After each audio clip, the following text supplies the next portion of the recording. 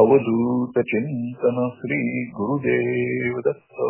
विपाशल चरितामृत अध्याय 49।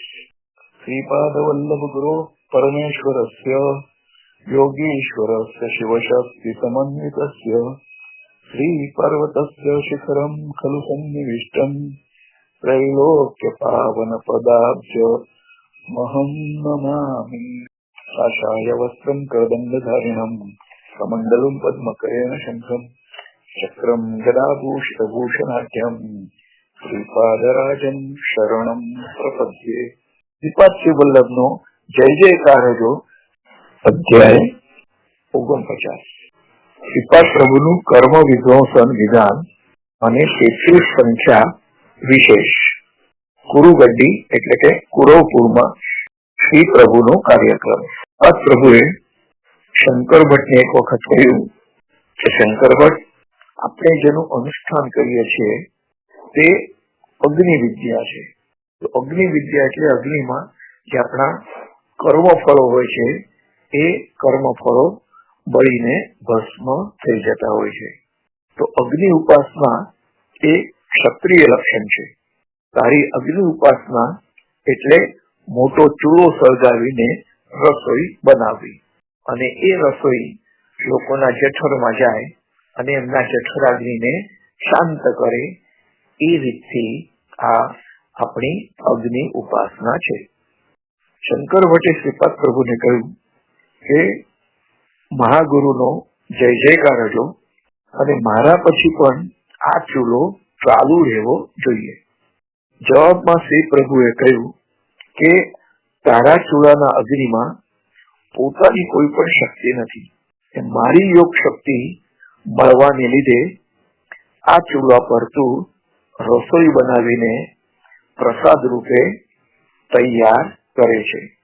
તેને ગ્રહણ કરવાથી ભક્તોનું દુઃખ અને દૈન્ય એ હરણ થાય છે। શ્રીપાદ પ્રભુએ વધુમાં કહ્યું કે આ મોટો ચૂલો ફક્ત 9 વર્ષ સુધી જ ચાલુ રહેશે તેવો શ્રીપાદ પ્રભુનો સંકલ્પ હતો। મારી ઉંમરના 30મા વર્ષે હું ભૌતિક શરીરથી ગુપ્ત થઈશ। એ પછી 3 વર્ષ સુધી હું તેજોમય રૂપે ભક્તોને દર્શન આપીશ અને તે સમયે મારી ઉંમર 33 વર્ષની હશે। તો યોગીઓના જીવનમાં અનેક પરિવર્તન કરાવનાર 33મું વર્ષ હોય છે। કરોડના મણકા 33, રુદ્રગણોની સંખ્યા પણ 33 અને જે દેવતાઓ કહેવાય છે તે દેવતાઓ પણ 33 કરોડ એટલે 33। તે પછી પણ આપણો આ અગ્નિ યજ્ઞ ચાલુ જ રહેશે। સ્થૂળ રૂપમાં આવેલા કર્મને બાળવા માટેનું પ્રતીક એટલે જ આ અગ્નિ આરાધના છે। ભક્તોનું કર્મ સ્થૂળ રૂપમાં આવતા પહેલા સૂક્ષ્મ રૂપથી ચોંટી રહે છે અને તે પહેલા કારણ રૂપ કારણ શરીરમાં તે સ્થિત હોય છે। 33 વર્ષ પછી મારે પણ આ રીતની અગ્નિ પૂજા કરવાની જરૂર નહીં રહે। મારા શરણે આવેલાનું પાપ કર્મ સૂક્ષ્મ શરીરમાં રહીને કારણ યોગાગ્નિથી દગ્ધ થઈ જશે એટલે કે બળી જશે। તું શંકર ભટ્ટ, જોકે મારા 30મા વર્ષ સુધી ચૂલો ચાલુ રાખજે। પછી મારા ભક્તો અહીં આવી રસોઈ તેઓ જ બનાવશે અને આમ 3 વર્ષ સુધી તે પરિપાટી ચાલુ રહેશે। તે પછી આવા સ્થૂળ રૂપના અગ્નિ પૂજાની જરૂર નહીં રહે। પૃથ્વી યજ્ઞનો પ્રારંભ પણ મેં કર્યો છે અને તે દિગ્વિજય રીતે આગળ વધી રહ્યો છે। જળ યજ્ઞનો પણ આરંભ થઈ ગયો છે અને તે પણ સુચારુ રૂપે ચાલી રહ્યો છે। તો હાલમાં અગ્નિ પૂજા અગ્નિ યજ્ઞ શરૂ કર્યો છે। તે પણ નિરંતરપણે ચાલતો રહેશે. સમસ્ત પ્રાણી માત્રમાં રહેલો અગ્નિ સ્વરૂપ હું જ છું અને બધાને પવિત્ર કરનાર પણ હું જ છું. સર્વને દગ્ધ કરનાર પણ હું જ છું અને પંચમહાભૂત સંબંધિત યજ્ઞ મેં કદી સાંભળ્યા ન હતા.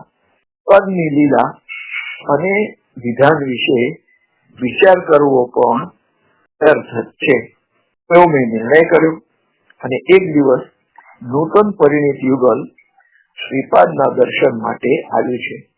એમને પંચદેવ પહાડમાં રહેવા માટે શ્રી પ્રભુએ સૂચન કર્યું. 2 દિવસ પછી તે યુવક મૃત્યુ પામ્યો છે અને શ્રીપાદ મહાગુરુ તેમનું રક્ષણ કરશે. વરદાન આપવામાં તેઓ પરમ કૃપાળુ દેવ છે એમ દંપતીનું માનવું હતું.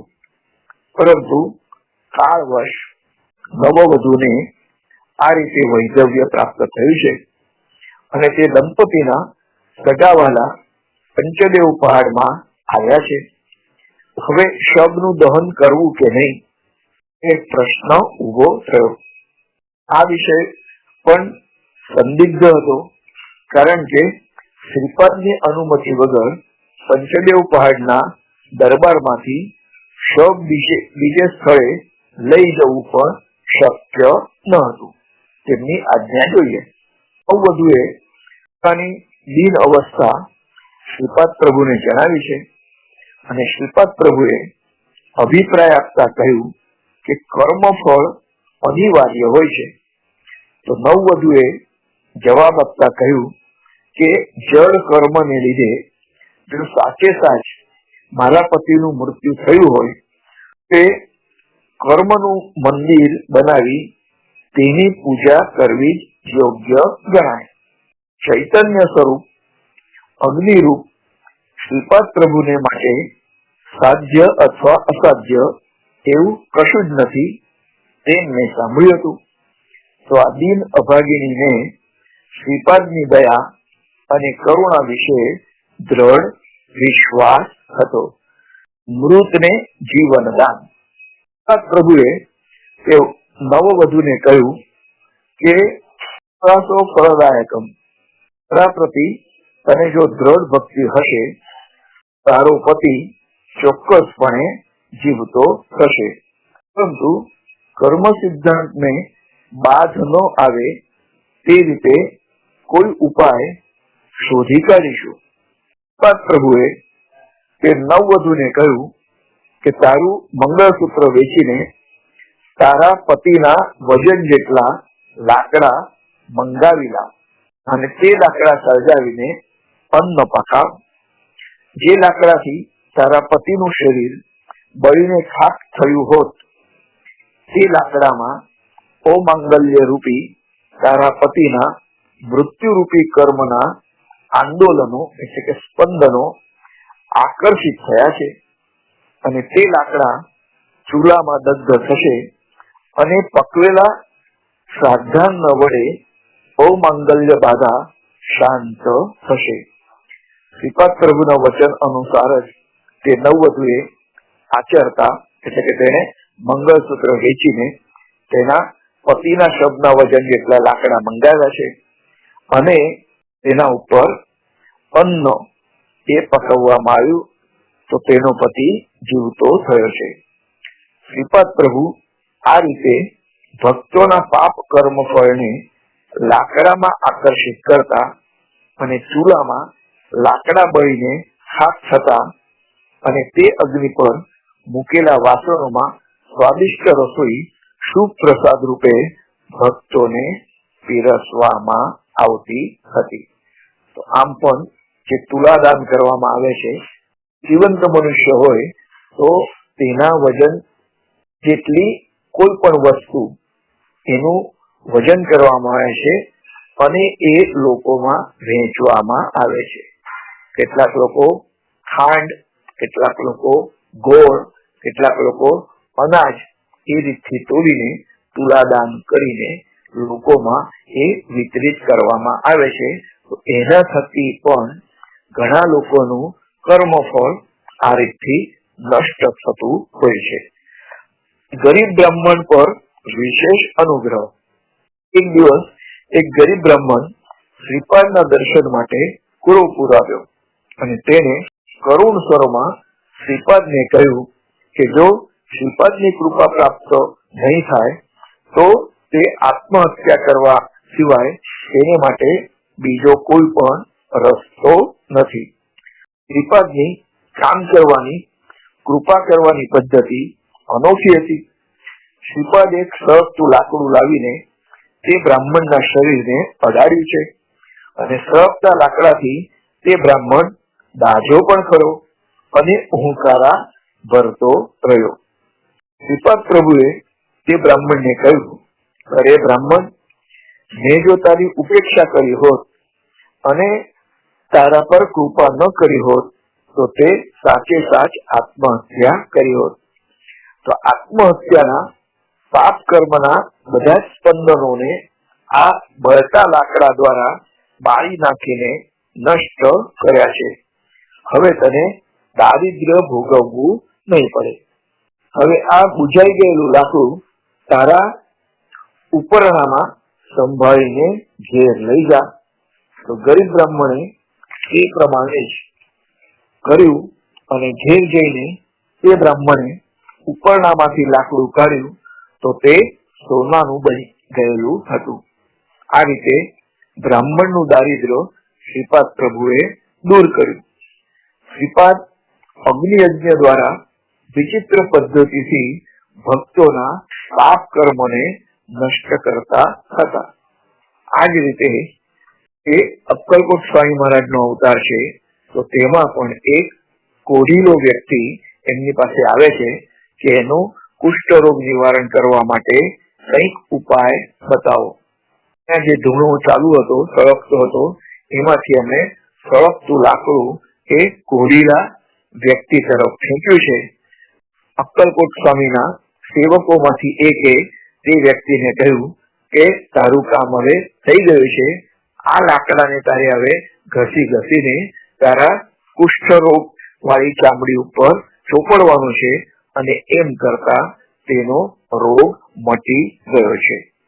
કોક વાર શ્રીપાદ પ્રભુ ભક્તોને ખાસ પ્રકારનું શાક જેમ કે રીંગણા કે ભીંડાને લઈ આવવાનું કહેતા અને તે શાકમાં તે ભક્તોનું પાપ કર્મ આકર્ષિત કરી તે શાક રાંધીને ખાવા માટે આપતા.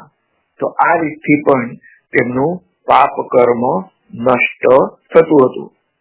એક કન્યા ઉપવર થઈ છતાં તેનું લગ્ન થતું ન હતું. તેના જન્માક્ષરમાં મંગળ દોષ હતો.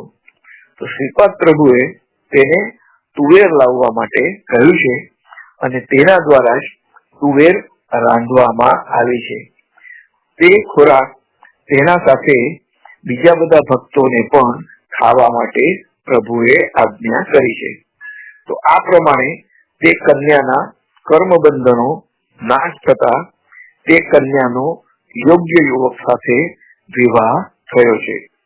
કેટલાક લોકોનું શ્રી પ્રભુ રસોઈ માટે ગાયનું ઘી લાવવા માટે કહેતા. કેટલાકને શ્રી પ્રભુ ગાયના ઘીના દીવા પ્રગટાવવા માટે કહેતા હતા અને વિકટ પરિસ્થિતિમાં કન્યાનો વિવાહ ન થતો હોય તો રાહુકાળમાં શુક્રવારે અંબિકાની પૂજા કરવા માટે તેઓ કહેતા હતા. એક દિવસ એક ભક્ત ખૂબ જ બીમાર પડ્યો અને શ્રીપાદ તે ભક્તના ઘેર ગયા છે. તો ત્યાં તેમણે દિવેલનો દીવો પ્રગટાવવા માટે કહ્યું છે અને રાત્રે કોઈ પણ પરિસ્થિતિમાં દીવો બુઝાય નહીં તેની કાળજી રાખવા માટે કહ્યું છે. દિવેલ પણ સંભાળીને પૂરવા માટે કહ્યું છે. તો આમ કરવાથી તે ભક્ત રોગ મુક્ત થયો છે. તો એક ભક્ત અત્યંત નિર્ધન હતો.